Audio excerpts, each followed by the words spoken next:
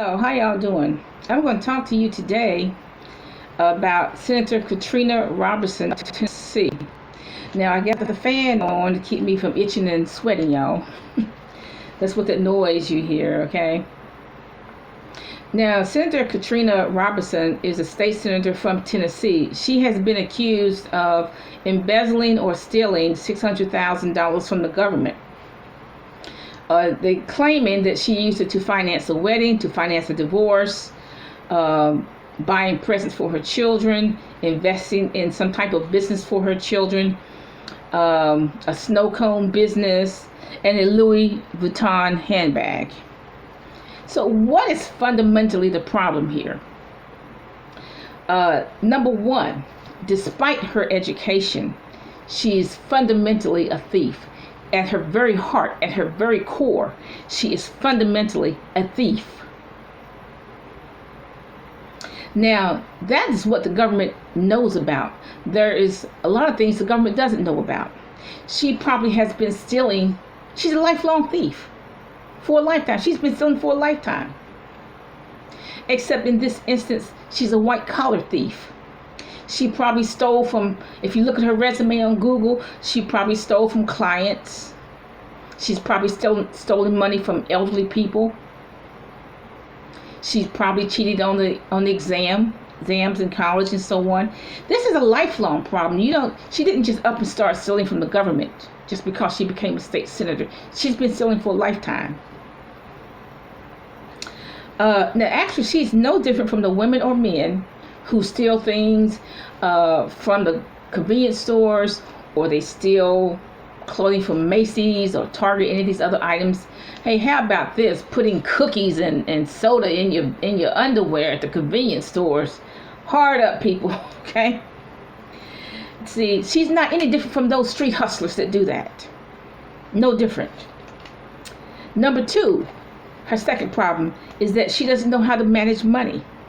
All this money that she has made over her lifetime, she doesn't know how to manage it. She should have saved for herself and her children.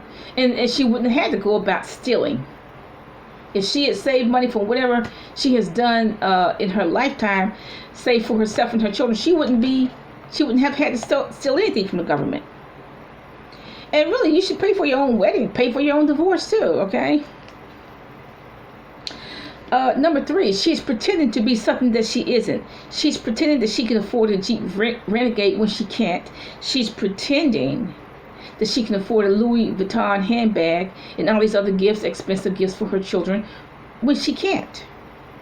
But what's the truth is, like I said, if she had saved her money aggressively over the years, her children would have had that money to start a business, or they would have had the money to buy a Jeep Renegade, okay? Number four, she doesn't understand money. She doesn't understand 4 quarters equals $1. She just doesn't understand that. That's why she stole. She doesn't understand money. She doesn't understand how to invest it. She's probably never read any of the money books by Kiyosaki, Susie Orman, anybody. She probably, and there's a lot of money books out there. She's probably have never read any of those books. Now, once you steal money from the government, you're through. You're going to jail, but you're through. Your resume is, you may just throw your resume out the window. It's through. Unless somebody has sympathy for you and hires you, okay? But you're through, pretty much. Now, my mother used to be a social worker. She used to work for the Head Start program. And she said she never stole any cheese or butter from the government. But there was this lady at the Head Start program that, routinely stole cheese and butter, pound of butter here, a pound of cheese there. Because the thinking was the government has so many pounds and pounds of pounds of butter and cheese, that if they miss 1 pound, it's not going to be a big deal. But what my mother told me, that the man who was head of the whole Head Start program, he knew she was stealing because he has to account for all of that. He knew she was stealing. And when she wanted to get a recommendation from him, he didn't give her one. But you are going to get jail time in federal prison if you steal from the government. if you steal or embezzle money from the government's going to find out, because see, the government has a system of checks and balances. Okay, and so what is she teaching her children? Well, if you want any money, go steal it. Because why? She's a lifelong thief. She's teaching her children, if you want anything, you want a business, you steal it from the government. Now, my eldest sister, the eldest sister in my family, she's a thief. We did not know she was a thief, but she is. She stole 95 to 96% of my mother's estate, because I did the math. And what's the truth there? Just like Katrina Robinson, she's fundamentally a thief. And since she worked for the government for over 20 years, there's no telling how much money, since she had access to people's accounts, there's no telling how much money she has stolen from them over the years, and they did not know it. You know, I can just imagine $20 here, $100 there.